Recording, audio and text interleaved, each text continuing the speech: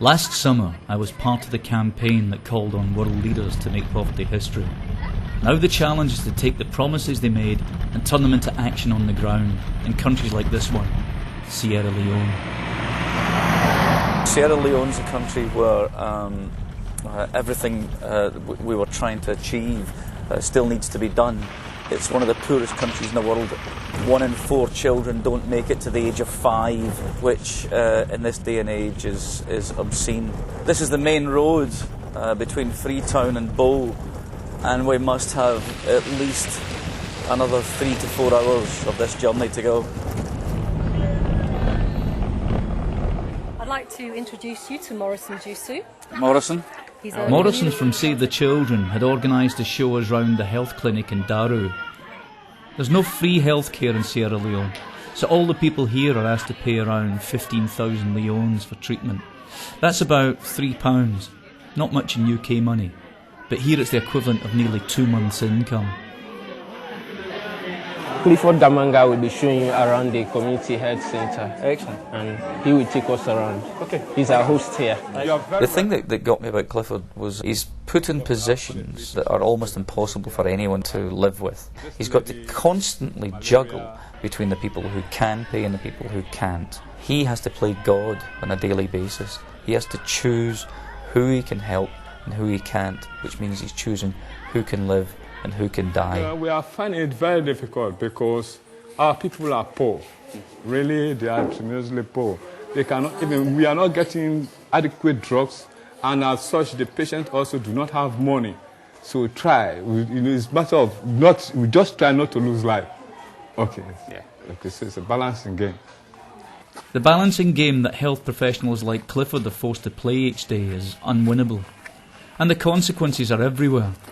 Just a short walk from the clinic, we found 15-year-old Lahai, who for the sake of a few pennies could not afford treatment for his epilepsy.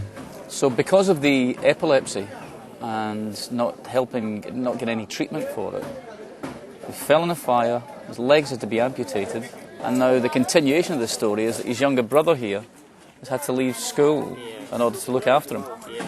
Okay. Now he and his 11-year-old brother Brahma have to beg for money to survive. The family has been devastated by this tragic chain of events, but spending just a little time with them, seeing the genuine bond of affection between them, and the courage and dignity with which they are facing the future, was a humbling experience for me. This family deserves so much better.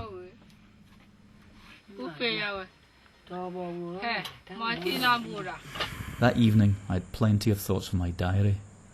I think that's one of the things that we've seen today. It's not just the person suffering who suffers, it's the massive knock-on effect. It's like dominoes. It's a deck of cards, you pull one away and the whole thing falls apart.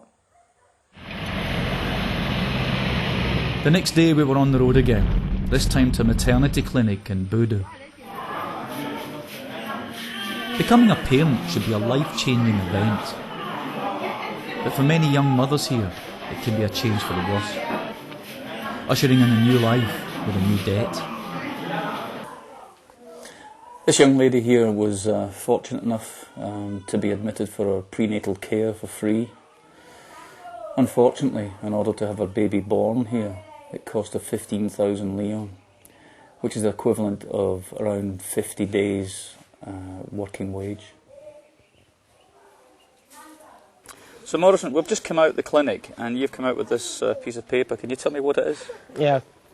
Now, this is a prescription form for a woman by the name of Baby Freeman. She was pregnant for 12 weeks and came to the clinic. And she was diagnosed of having eczema, ringworm, and malaria.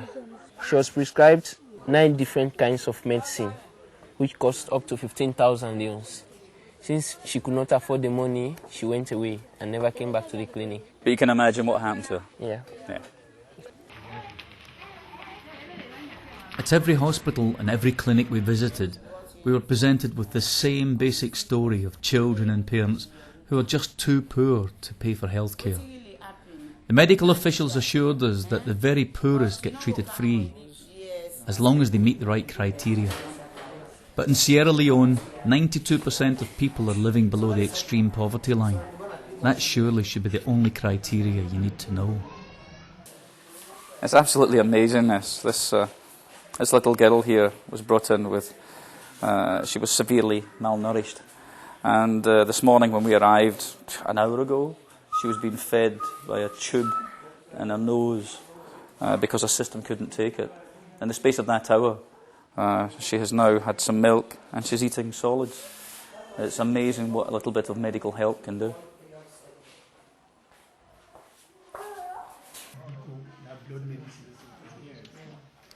I'm here in the Gondima Clinic, just outside Bo in Sierra Leone. This is a funded clinic, and the difference that I've seen between the facilities here and what we've seen up until now is night and day. As it was just described to us, it's either full or fuller, which kind of sums it up, because it's free healthcare. Baby here, I believe this is baby number 6. Mahmoud, just 13 months old, is getting free treatment for malaria. Without it, he'd almost certainly die. And what happened to his mother, Aminata, told us that that is exactly what happened to his brother before this facility became available. She put off taking him to hospital because her husband couldn't afford to pay. She was desperately hoping he would recover on his own, while all the time knowing in her heart that she was simply watching him die. It's infuriating, it's dreadfully frustrating. The whole thing is just it's a nonsense. You know, we shouldn't be talking about how much it costs, we should be talking about when it can be sorted. You know, after the amount of work that was put into Live 8 last year, and to see this still going on, it's just not right. And that is the overwhelming feeling I'm taking out of my visit. It's completely within our power to change this, to provide free healthcare to all children in Africa, not just Sierra Leone, would cost less than £1.50 per person each year. Thousands upon thousands of children condemned to a life of sickness and poverty for the price of a cup of coffee. How can that be right?